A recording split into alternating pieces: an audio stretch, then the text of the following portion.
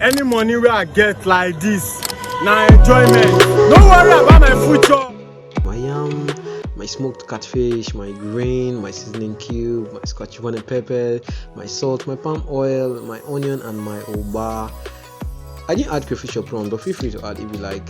So I started by washing my yam and then I put it on fire and make sure it's soft enough. At this point, it's ready. All I had to do was drain out the water, added my blended scotch bonnet peppers, my seasoning cube, my salt, and then I added my palm oil. I then had to mix this together, so everything would just touch each other well.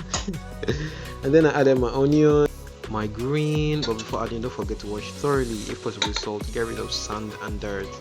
And then I finally added my oba. Oh more, this flavor mad.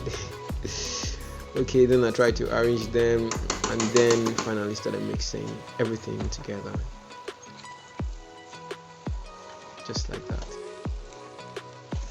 Or more, at this point, it's time to reap the fruit of my labor. I'm going to think about my future next year. Any little money, I need to change. Now enjoyment.